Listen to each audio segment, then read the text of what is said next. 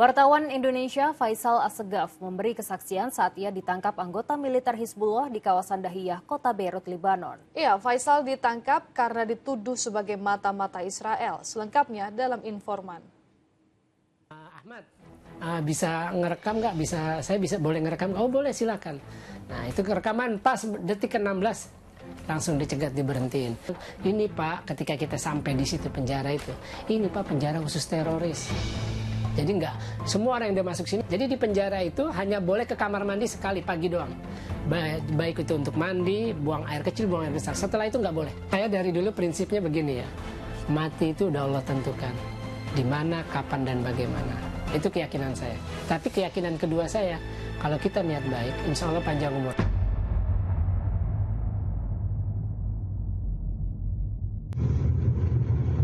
Situasi Harit Tarik sore ini pasca penyerangan di Dahiyah, selatan Beirut. Harit Tarik dan Dahiyah adalah basis. Oke.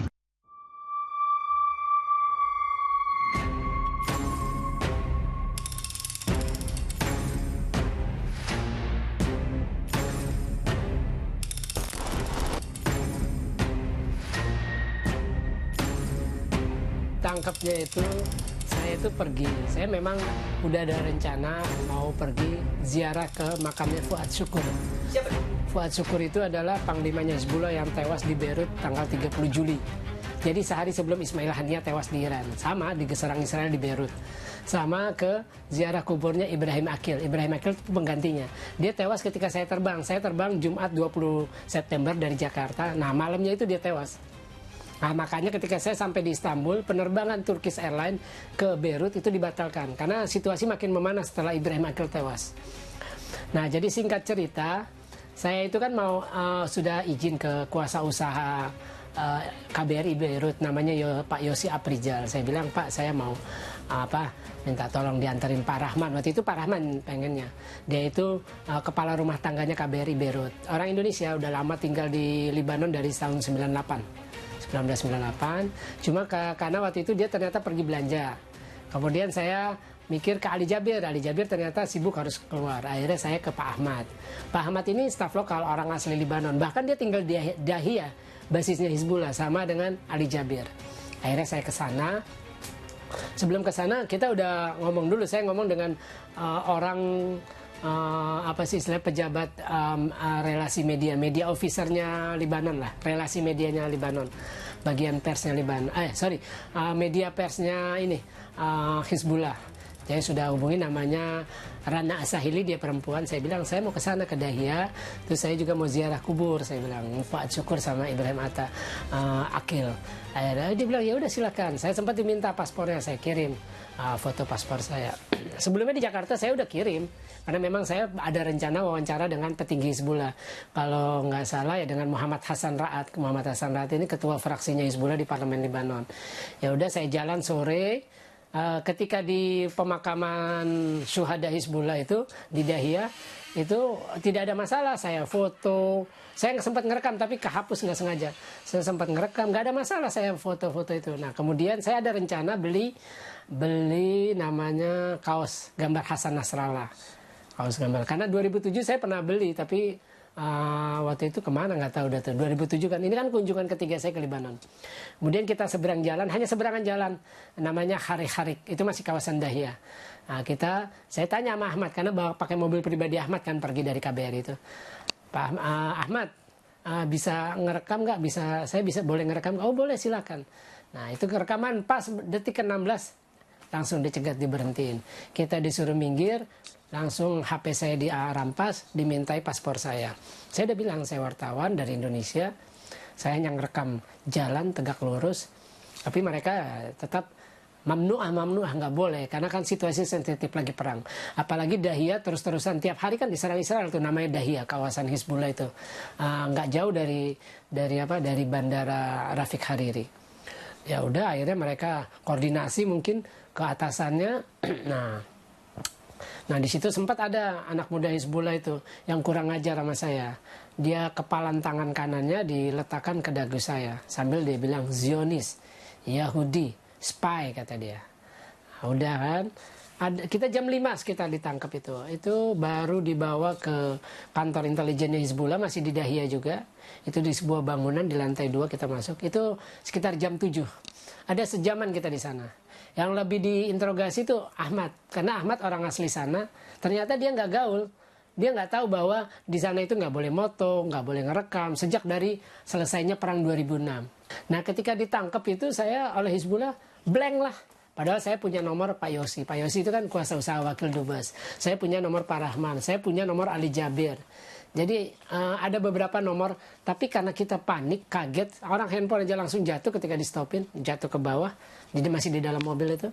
Jadi nggak ada yang kita ingat. Si Ahmad pun juga nggak ingat untuk nelpon ke KBRI, ngasih tahu. Karena kan dia staf lokal KBRI kan, orang Libanon.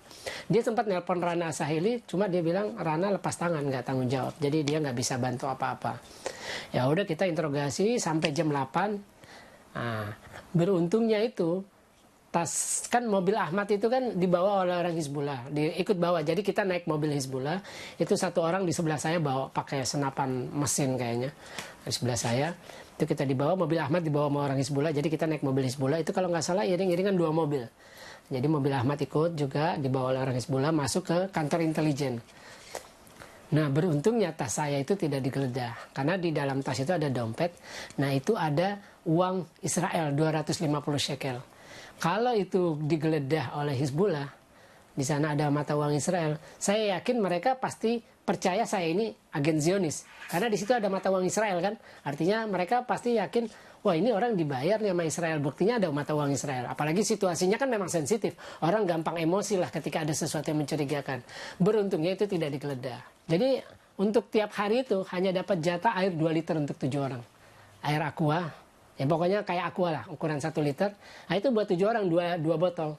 Nah yang kosong itu mereka pakai untuk kencing. Jadi ketika saya di sana tuh udah mau habis 2 botol ketika saya semalaman di sana.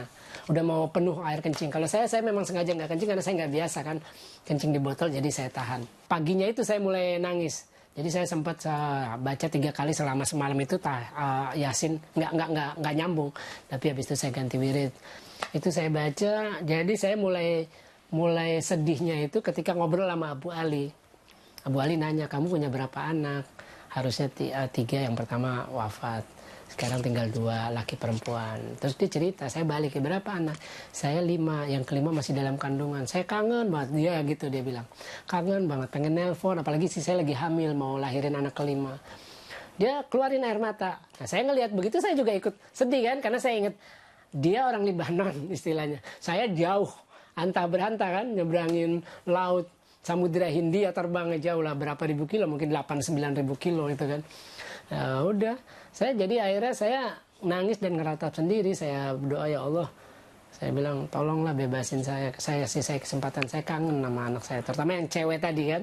Cewek tadi masih 5 tahun kan, anak perempuan deket sama bapak. Nah udah saya, ya cuma itu aja. Saya berusaha meratap, adalah kira-kira 15 menit saya. Tadinya saya nggak nangis, tegar sejak ditangkap itu karena saya wirid aja kan buat nenangin. Tapi setelah dengar cerita Abu Ali, saya juga ikut jadi melo. Ya udah saya keluar air mata, saya meratap sendiri, berdoa sendiri di pojokan pintu sel. Terus juga malam ada, ternyata di sana tukang jagung bakar, saya juga kaget juga, tapi saya nggak sempat beli.